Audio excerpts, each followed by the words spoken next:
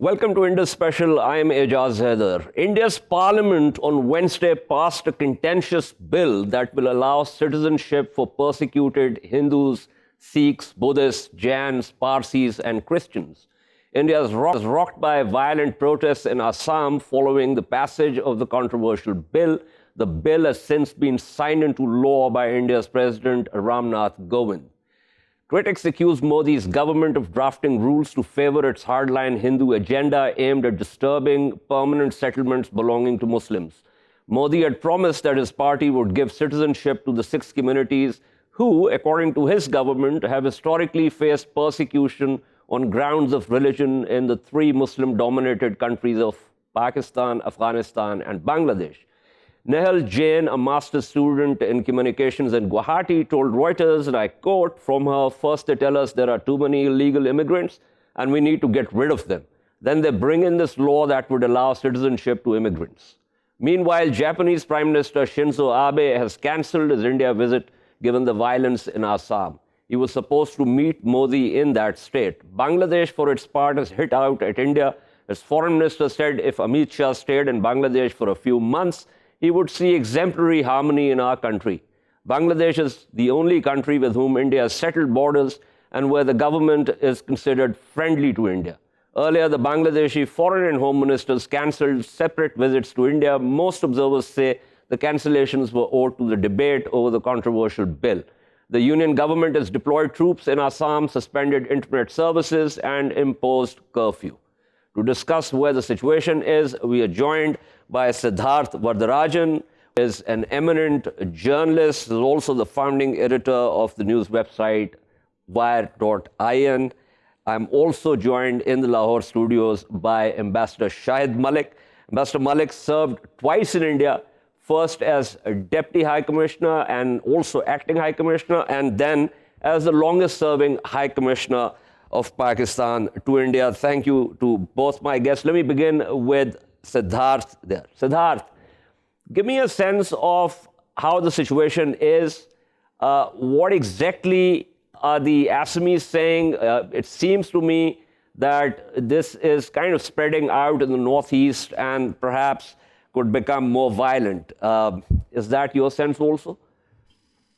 Well, it's hard to say what will happen in terms of violence because the protests, as far as civil society protests are concerned, these have been peaceful, and it's only when the police has attempted to prevent people from voicing their legitimate concerns about this law that violence has broken out. So I think a lot depends on how the authorities themselves try to control the situation. But there's a lot of anger in Assam, in Tripura, and several states across the northeast. And it essentially is a reflection of public anger, public resentment at the manner in which the Bharatiya Janata Party government at the center and even in the state has played politics over the whole issue of migration, immigration, religion, etc. So I think there's a sense people have of having been betrayed, having been cheated, and they are saying that they're not going to put up with this. Okay. Tell me, I'm just trying to get my head around this. There seems to be certain anger in India with reference to the BJP doing X, Y, or Z, when in fact they have all these things as part of their manifestos over many years. So it seems to me that, forget about those of us who are not in India, but even in India, people seem to have thought, and I'm talking about the liberal secular enclave primarily, that perhaps this will never come to pass. But these guys are doing it. And I kind of feel surprised that people should feel surprised by what they're doing. No, I don't think there's any surprise. I think that the BJP has shown over the years that they will implement their agenda, their core agenda, and especially things that they put in their manifesto. And, so this has been around in one shape or the other for the past 5 or 6 years, this idea that you can introduce religion as a criterion for acquisition of Indian citizenship. And the fact that BJP has played politics on the issue of migration is also well known. So I think that, honestly, it's not a surprise.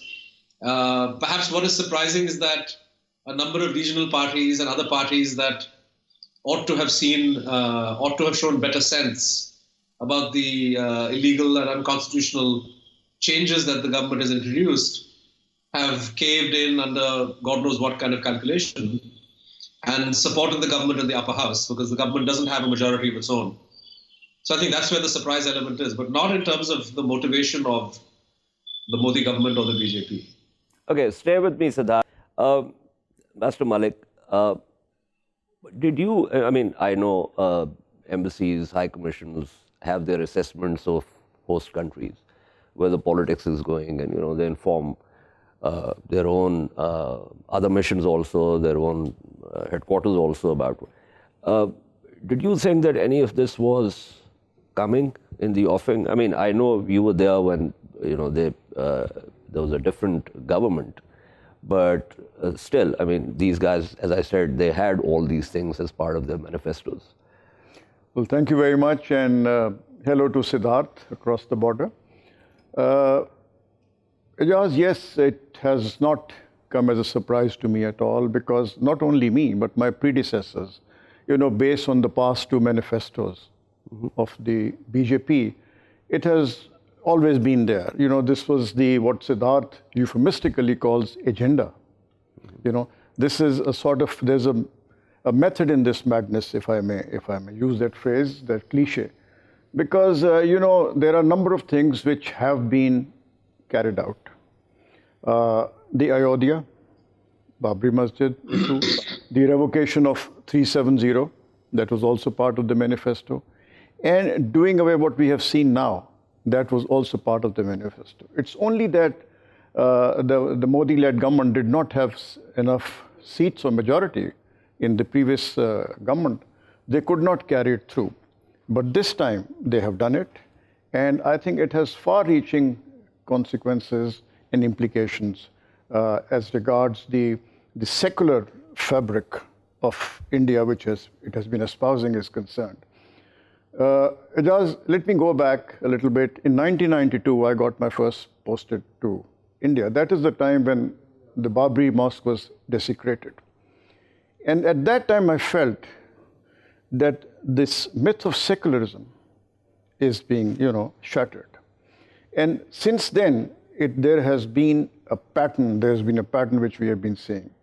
And what has happened recently, last week or so, I think that brings into focus the fact that in an organized manner, the agenda is being carried out, and I don't see where it will, I can't really think where it will end, because it has marginalized a 200 million Muslim who live in India, and I think it's a serious setback to that state. Okay.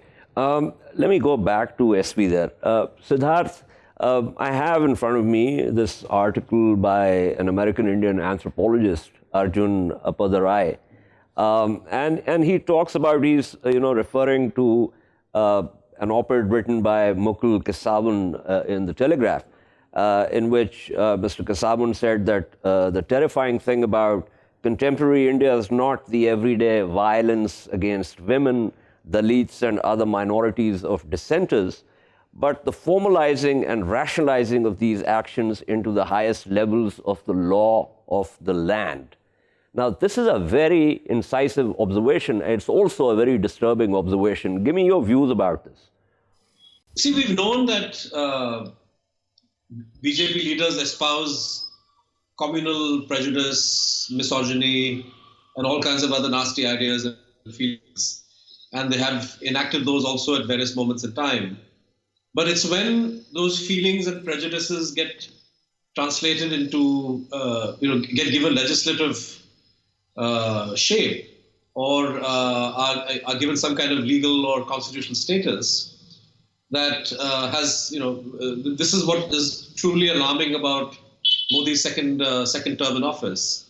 And coming back to the Citizenship Amendment Bill, nobody has a problem with India granting citizenship quickly or in a liberal fashion to victims of religious persecution. in India's neighborhood. Even if one wants to limit India's neighborhood to these three countries, I don't think anybody in India who's opposed to this bill, Assam is slightly different, say outside of Assam, really has an issue with accommodating refugees of that kind. The criticism that's being made is that you should have a policy that is welcoming of all victims of religious persecution. If you ask me personally, why should religion be singled out as a criterion for persecution? Anybody with a well-founded fear of persecution for political, religious, social reasons, and who happens to come to India as a refugee, ought to be given the protection of law. So it's the manner in which the BJP has sought to cherry pick and to say that, well, some religions are more deserving than others. And the connection between the Citizenship Amendment Bill and the National Register of Citizens, the NRC process, evil policy that the government is now planning to implement across India, where essentially they will repeat in all the states of India what was a highly wasteful exercise in Assam of getting each and every individual to provide documentation going back 40, 50 years in order for them to establish that they are in fact Indian citizens. Now this is an absurd exercise from an administrative and governance point of view. It's disastrous, it's highly expensive, but it's going to lead to the exclusion of millions of people who may not be able to furnish the kind of documentation that the government will insist on. And since the CAB, in a way, has said, well, if you are a Hindu or a Muslim, or a Sikh or a Buddhist or a Christian, and you don't have valid papers in India, and hence you are an illegal migrant, well, don't worry, because you will be given citizenship. Essentially, this puts a question mark over the status of any Muslim Indian who is unable to provide the kind of papers that the government wants. So that's what the controversy is about. That you have inscribed into the citizenship making process religion as a marker, and then you are saying, I'm going to count every Indian all over again, which then opens the door for millions of Indians to possibly be excluded, and for religion to become a marker for their exclusion. So that's what the controversy is about. I agree, Siddharth, but here's the thing, Ambassador Malik. No, what? Here's the thing. The assumption here is that this is something altruistic. It's not. It's being done for specific purposes. Secondly, politically, we know this, and I am sure because you headed the mission there, you also know this.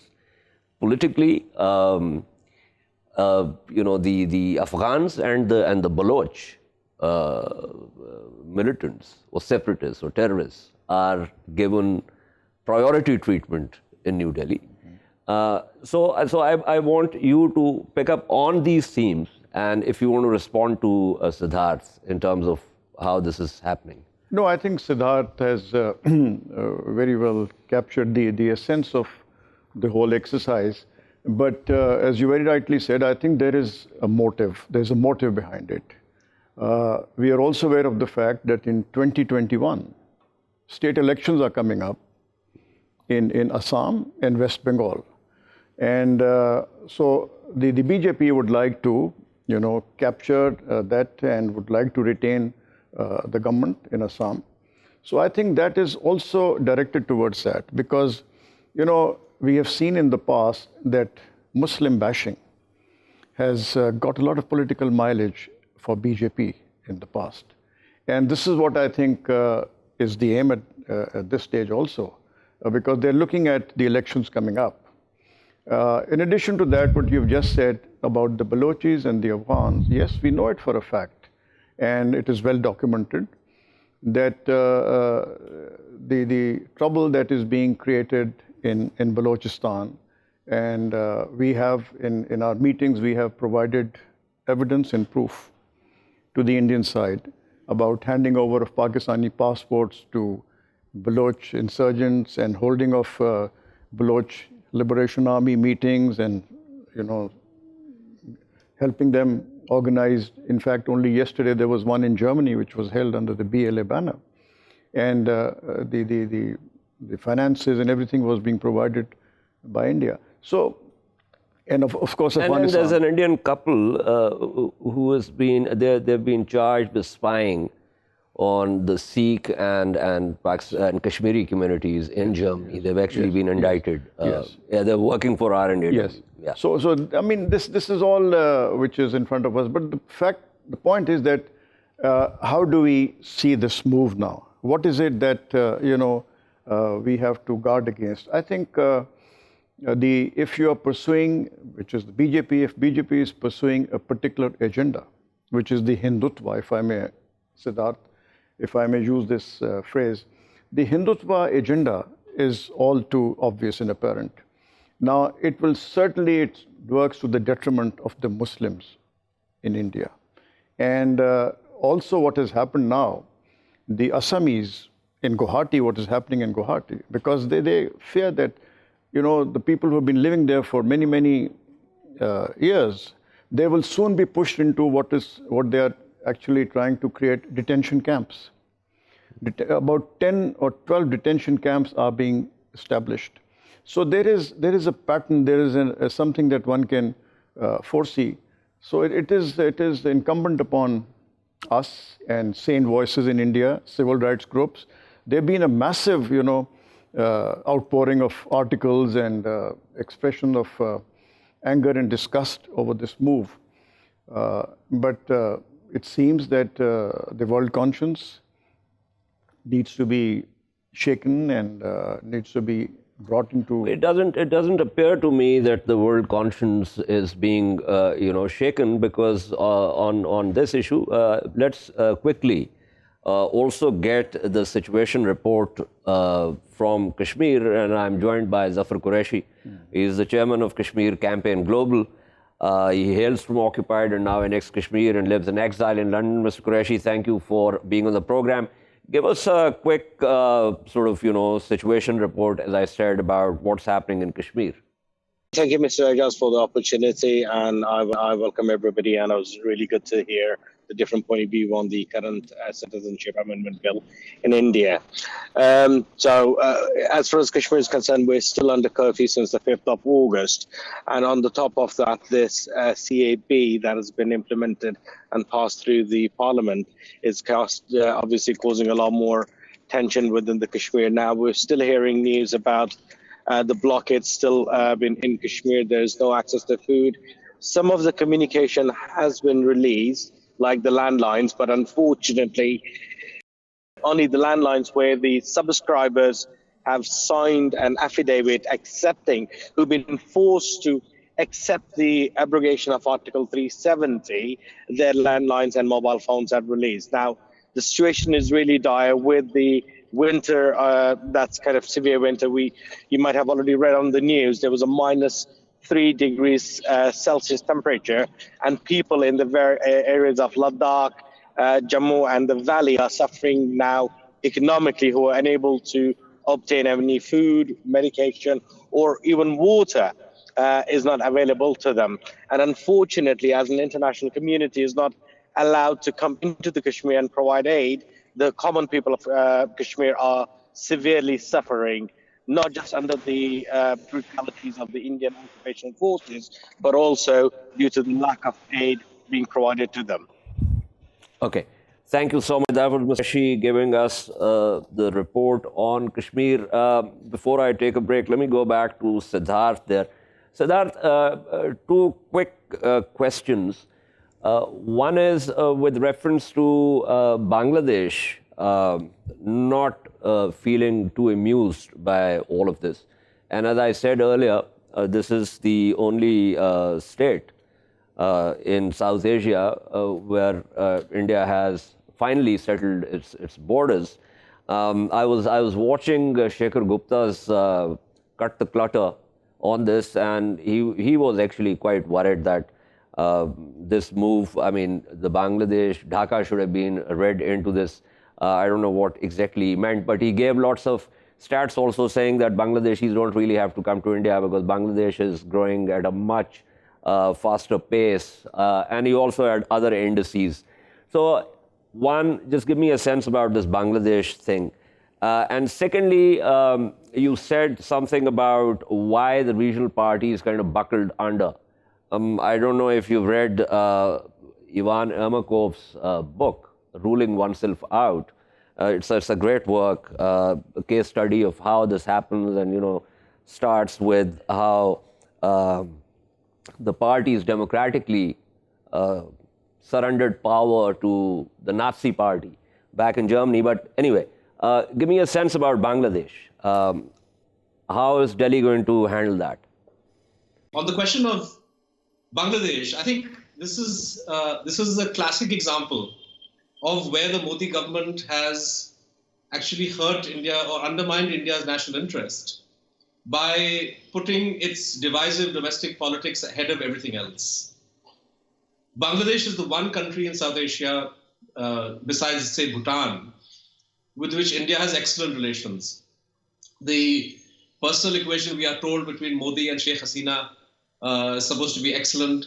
And the government in India supports the Sheikh Hasina government and believes that that is the best government possible in Bangladesh as far as India is concerned. So for the Home Minister to paint this alarmist picture about the situation of Hindus in Bangladesh today is a calculated insult to this friend of India, the Hasina government, and to Bangladesh. And it's not surprising that the government has taken umbrage, the Dhaka government has taken umbrage.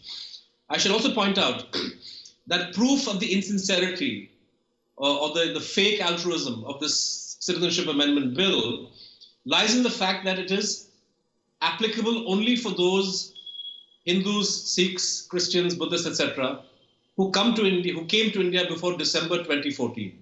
So even if Hindus are being oppressed in Bangladesh today, as Mr. Amit Shah claims, he has to tell us why his government has a cutoff of 2014 as far as the Citizenship Amendment Bill goes. So any which way you look at it, it's clear that this is just a method of playing politics. Indian national interest be damned, foreign policy interest be damned, friendship with a country like Bangladesh be damned. So I think that major damage control will have to be done by Mr. Modi, by his foreign minister Jaishankar, who had gone to Dhaka a few months ago. And this is I think it's a major problem. I think the government has underestimated the backlash internationally and regionally, as well as within the country. And I think we're only beginning to see, as the reality of what the CAB plus NRC process involves. I think people gradually across the country are going to become more and more aware of exactly how evil this ad is. And opposition is. Absolutely. I have to take a break, Siddharth. Thank you. But since you mentioned Foreign Minister Jaishankar, he recently gave a speech in which he talked, it's a great speech, in which he talked about why it's important to have these disruptions. And it wasn't just about foreign policy, it was also about security and various other things. But thank you. That was Siddharth Varadarajan speaking with us. We shall take a short break and return to continue with our discussion of India, where the BJP government is busy attacking the secular basis of the Indian Constitution. Stay with us.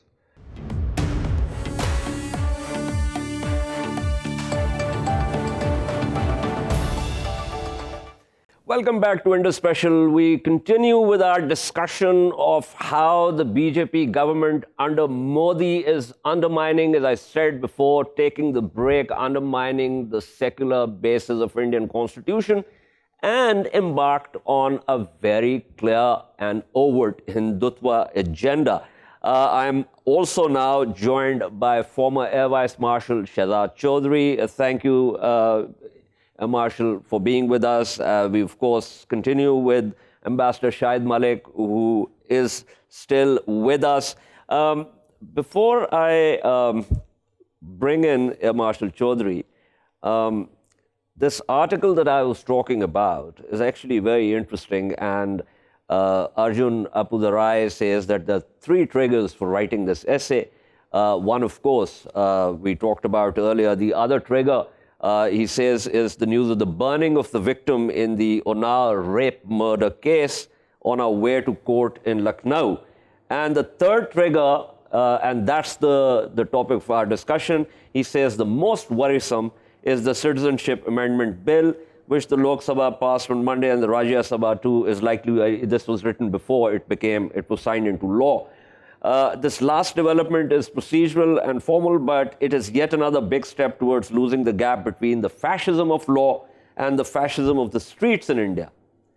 And these are very strong words. Marshal Chaudhry, fascism of law and fascism of streets in India. So now there is a merger of the two. Give me your sense of how you look at it. I think we saw a glimpse of it when the Article 370 was taken off the Indian Constitution, because that, in my judgment, it could not have been done without the nod or the wink from the Supreme Court, because otherwise it could have been challenged easily and could have been thrown out. But that wasn't the case. So, in fact, the Indian Supreme Court has probably, in my understanding, still not heard the petitions against the Article 370. So, if the fascism of the court or the law or the legal fascism and the one on the street seems to be merging, it is very much the case that is visible and has been visible for some time now.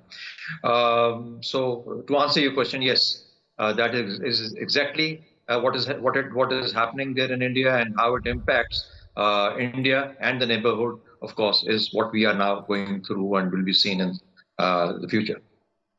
Great. Malik, Mr. Apudurai is saying the few remaining leaders in the world who can claim to have any commitment to human decency, and he's talking about Emmanuel Macron, Justin Trudeau, Angela Merkel, for example, should be calling for a change of regime, and the International Criminal Court should issue a major call for investigation and punishment.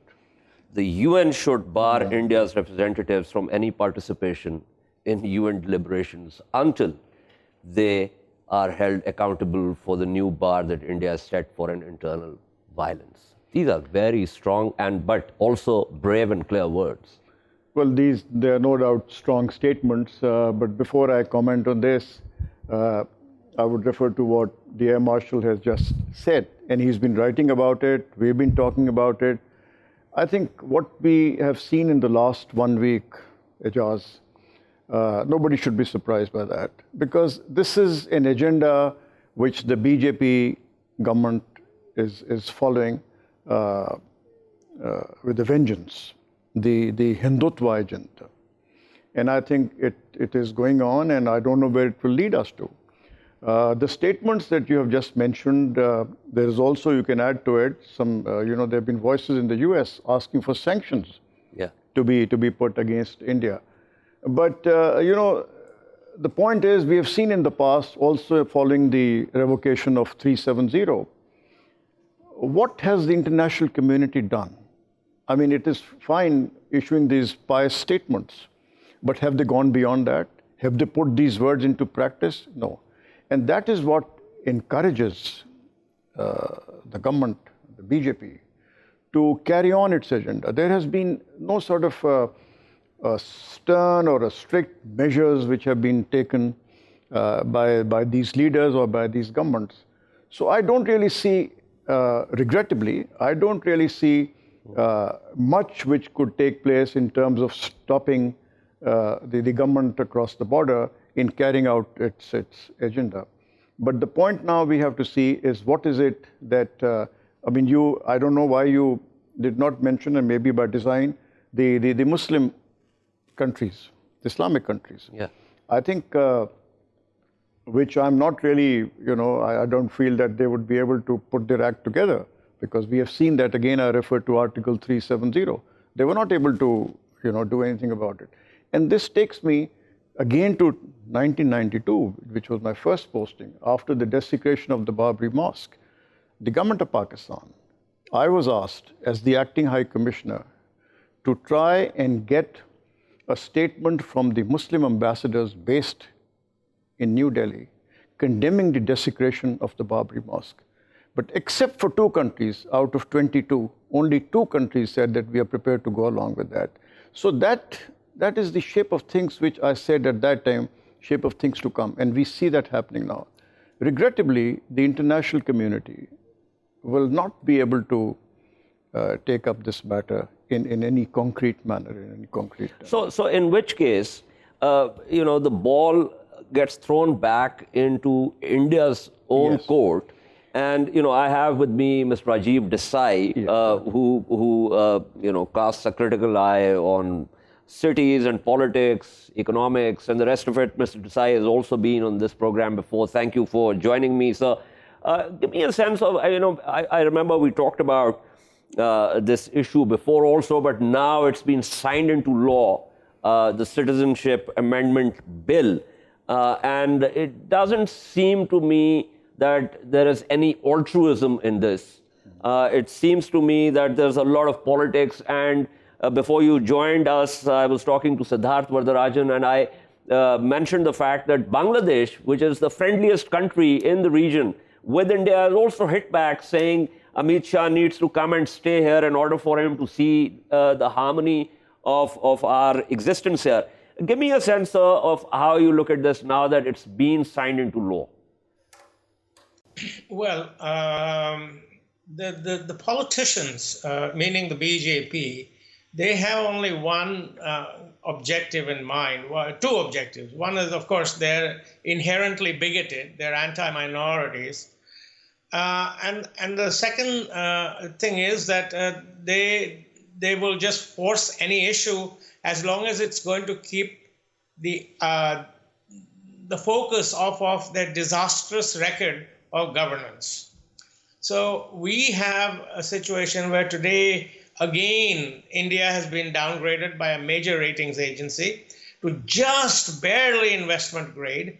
We have the highest ever unemployment. We have the lowest, we have an actual contraction in various things, in various sectors. So they don't want to answer for that. And so they keep doing this.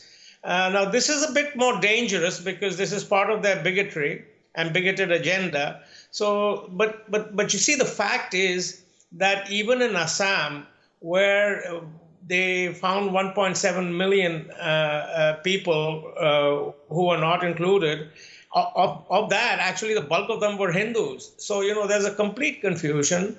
They're going to do this, and they're going to strut before their followers. But the fact is that it'll be left for the bureaucracy to implement. And everybody knows the record of Indian bureaucracy in doing things at all. The only reason, for example, that India made any progress in the 90s, because we had a very firm political governance that pushed reforms, liberalization, and that took India to where it is today. And these guys have taken it back in 6 years, where the economy has collapsed. And now they're creating this is going to be one of the most amazing confusions in the history of mankind, because Mr. Shah, the Home Minister, claims that he will extend this whole thing to the entire country of India. So I don't know what they're talking about. They'll leave it up to bureaucrats, and between categorization and classification, the poor will suffer, the hapless will suffer, but they'll be able to. They're trying to keep the attention off of their disastrous performance record. Disastrous. Mr. Desai. Mr. Abe has called off his visit. Mr. Two Desai, Bangladesh ministers have called off. Yes, they've cancelled the visit. Yes.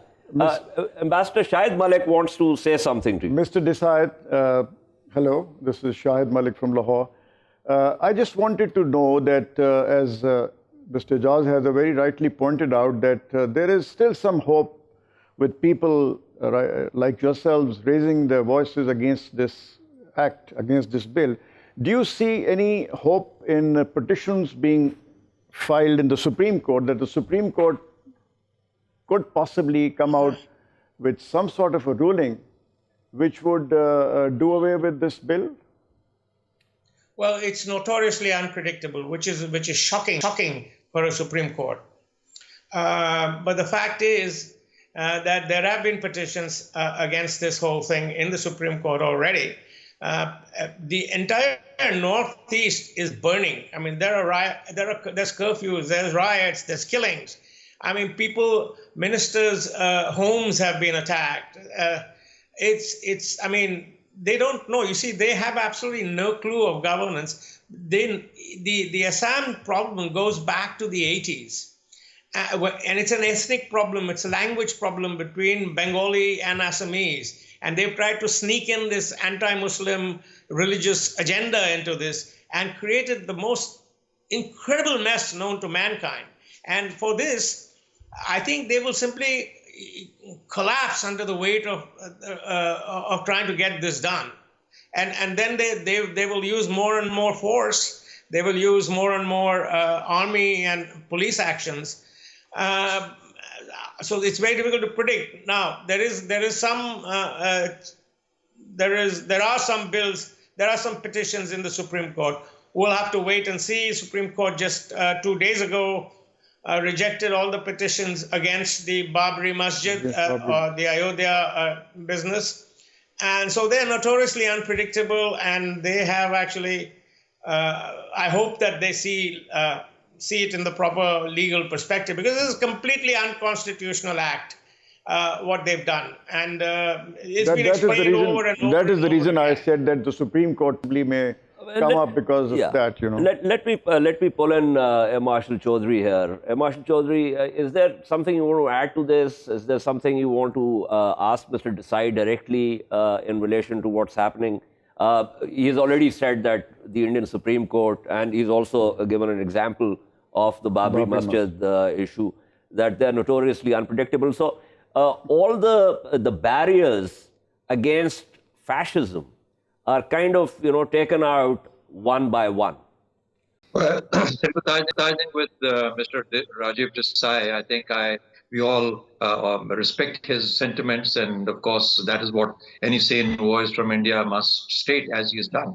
Unfortunately, you and I have seen the Indian bureaucracy, both civil and military, fall in line with the BJP's agenda for a long time now. And in fact, even before BJP came into power, you had seen the Indian military surely behaving in a manner which fed the BJP's agenda. And you saw signs of it when one of the chiefs of army staff was actually put in as a minister. But that aside, I think I also would tend to beg to disagree. I think the Indian Supreme Court has pretty predictable, especially in the last couple of months or the last few months, because you really understand and know that what you're talking about in terms of the fascism, the legal fascism, as well as the fascism on the streets, has converged in India, and therefore you see the effects of it. But like Ambassador Shaid Malik was saying, nothing surprises me at all. This is the agenda of the BJP and the RSS, and what is happening is what's